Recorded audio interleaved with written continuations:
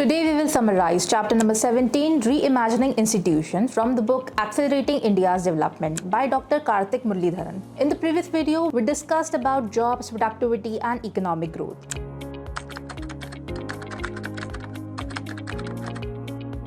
In chapter number 17, the author dwells into the critical role that institutions play in shaping the policies and development trajectory of a nation. He introduces the 3I framework: ideas, interest, and institution, to explain how these factors interplay to influence policy decisions. The author argues that while ideas shape public discourse and leadership worldviews, their successful adoption largely depends on aligning with the interest of influential decision makers and the prevailing power dynamics.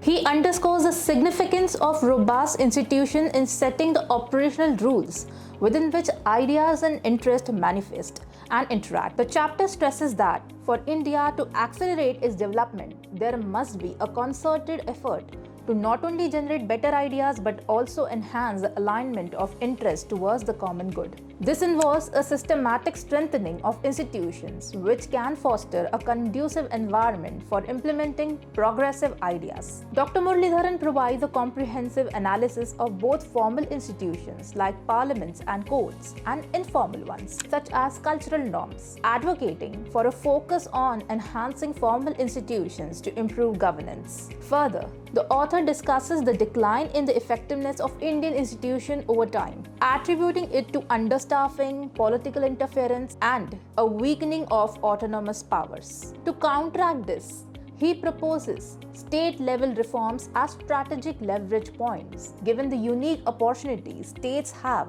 in designing and invigorating institutions, considerable autonomy, and closer interaction with the citizenry.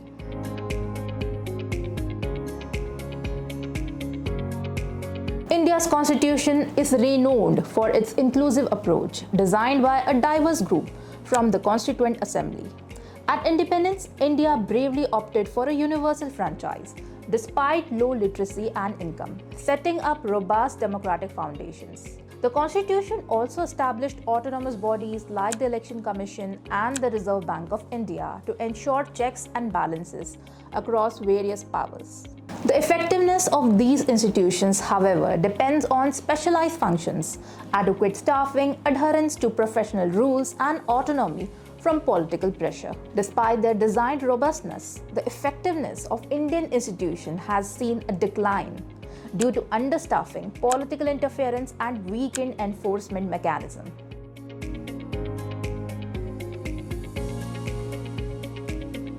While national institutions generally outperform state-level counterparts due to better resources and broader talent pools, some states like Kerala, Gujarat, and Telangana have excelled by innovating beyond national standards. These examples show the potential for state-led institution design, critical for India's governance, given the significant autonomy and responsibilities of state governments.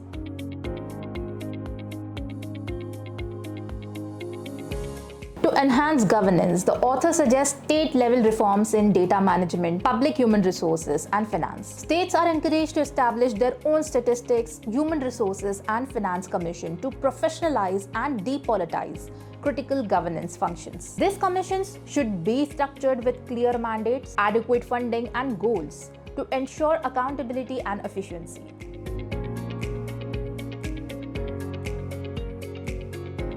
A new focus on real-time granular data would help in policy making. States should develop a statistics commission to guide data collection and usage across government departments, ensuring better decision-making supported by data.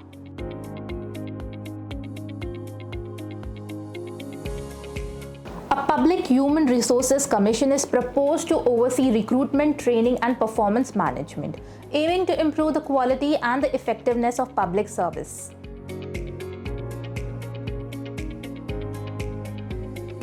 A finance commission would help manage and improve the quality of public expenditure and revenue collection, focusing on cost effectiveness and reducing economic inefficiencies.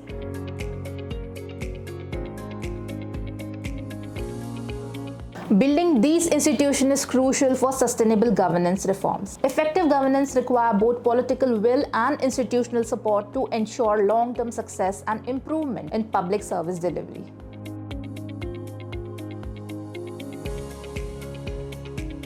This book examines how to better align the incentives of politicians with public interest to enhance Indian democracy. 75 years post-independence, it is crucial to review and modify our political institutions to improve democratic alignment.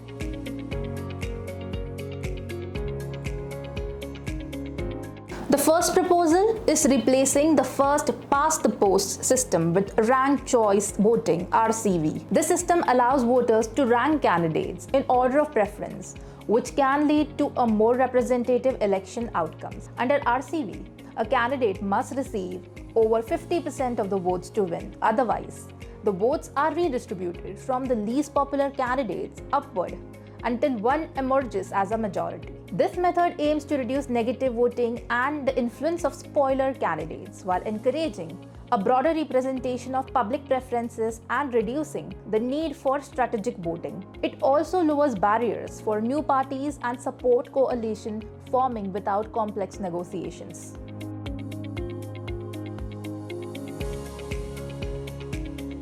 The second idea is to pilot citizen assemblies where members are randomly selected from voters' roll to serve on municipal or local bodies. These assemblies would function similarly to jury duty, allowing participants to deliberate on budget allocations and local governance issues for a limited term. This approach would help diminish the role of money in politics, ensure diverse representation without the need for quotas, and increase civic engagement and accountability in governance. It could empower marginalized groups and promote equitable decision-making, thereby enriching democratic participation.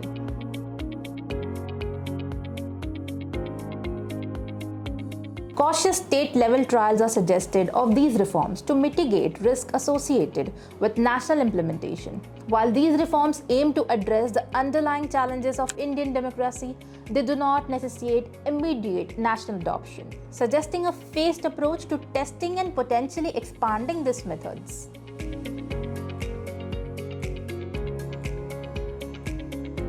After 75 years of independence, it is pivotal to reassess and potentially revitalize our political and economic institutions. This chapter argues for a state-led initiative in experimenting with new governance models to drive national improvement, advocating for a sustained commitment to refining India's democratic and institutional framework for better long-term governance. The chapter concludes by highlighting specific institutional reforms aimed at improving state capacity in three areas: data management, human resource, and public finance.